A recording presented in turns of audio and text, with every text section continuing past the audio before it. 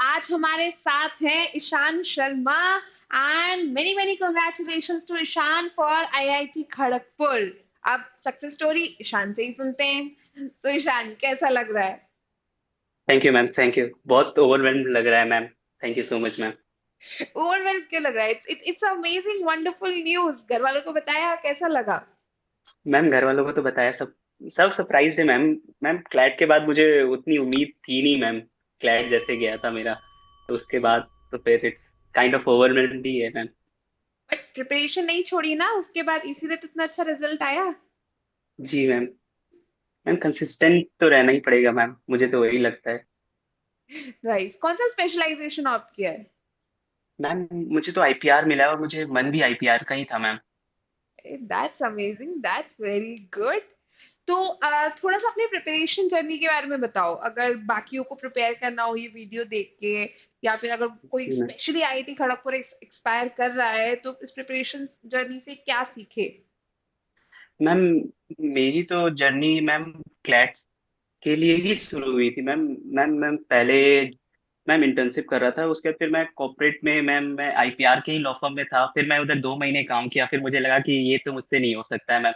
तो फिर मैम मैं उधर से ड्रॉप लिया। फिर मैं अगस्त में स्टार्ट किया था मैम क्लैट के लिए प्रिपरेशन। तो उसके बाद कंसिस्टेंट रहा मैम दिसंबर तक। उसके बाद ड्यू टू कोई भी रीजन होगा मैम, उसके वजह से मुझे क्लैट में डिजायर्ड रैंक तो नहीं आया। मुझे कोई तो एनएलयू मिल जाता, बट मैम मैं जो एक्सपेक्ट कर रहा था वो नहीं हुआ। उसके बाद फिर तो प्रिपरेशन कंटिन्यू ही रखा मैम। मैं आईआईटी के लिए भी मैम, मैं उसके बाद फिर अर्पिता मैम से ही मेरी बात हुई थी। तो उन्होंने बोला कि दिल छोटा नहीं करते हैं, अभी आईआईटी है दिल्ली वाली, आईएनएलयू दिल्ली के लिए एग्जाम है। तो फिर मैं कंसिस्टेंट रहा मैम।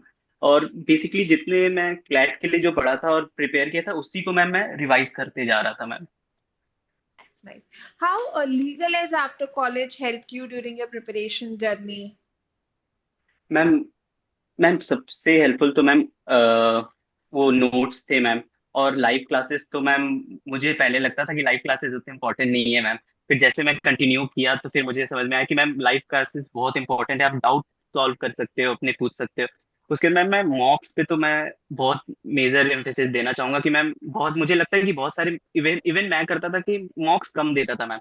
और मॉक्स मुझे लगता है कि सबसे इंपॉर्टेंट तो मॉक्स ही है। आपके रिवीजन के बाद मॉक्स कंटिन्यू ही रखना होगा। और लीगल एड्स का मैम मैं दो चार और कोचिंग के मॉक्स मेरे पास थे मैम, मेरे दोस्त थे। तो मुझे लगता था कि मैम लीगल एड्स वो काइंड ऑफ टफ था मैम, जो बेनिफिट ही होता है मैम जिसको स्टूडेंट से कि इनिशियल अगर आप मॉक बहुत इजी दोगे तो मैम आपका मोराल बहुत हाई रहेगा, तो फिर आप उतना अपने आप को पुश नहीं कर सकते हो मैम, मेरे हिसाब।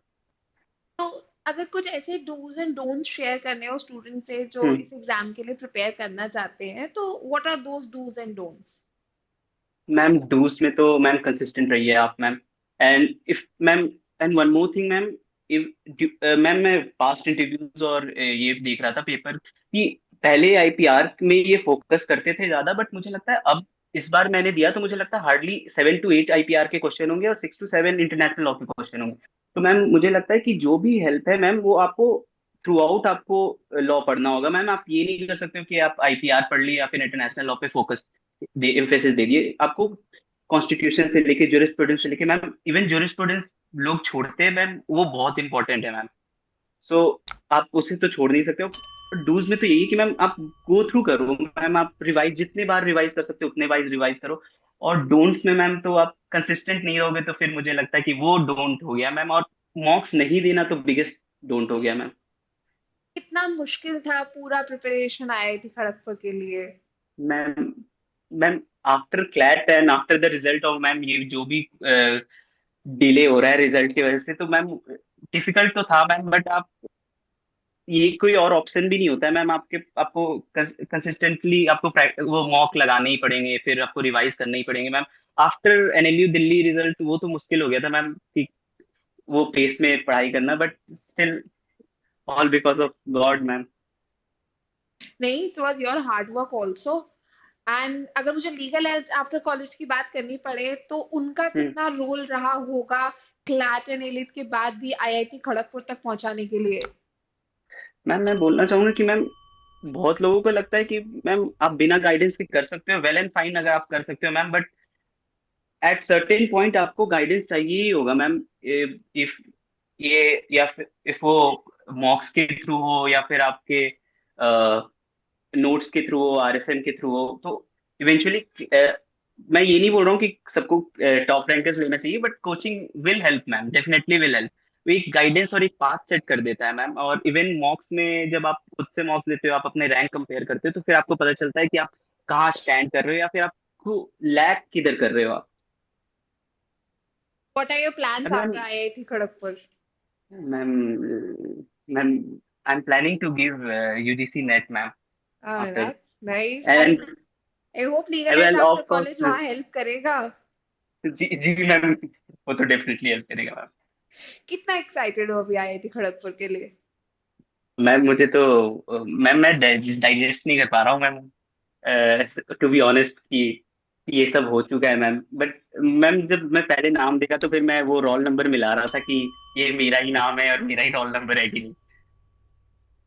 वेल, हमने तो डाइजेस्ट कर लिया है कि हाँ, ईशान शर्मा अब आईआईटी का पार्ट बन चुके हैं। ईशान आप भी डाइजेस्ट कर ले, और जो ये वीडियो देख रहे हैं साथ साथ वो भी डाइजेस्ट कर ले, बिकॉज ईशान शर्मा की पूरी प्रिपरेशन जर्नी के बाद now finally he has cracked IIT Kharagpur. Many many congratulations Ishan.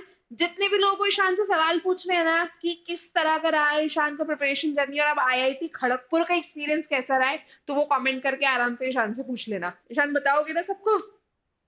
Definitely ma'am. So now once again, congratulations, Ishan. We are so proud of you. Many, many congratulations. Thank you so much ma'am. Thank you to the top rankers team ma'am. They have Always, definitely help me ma'am. always.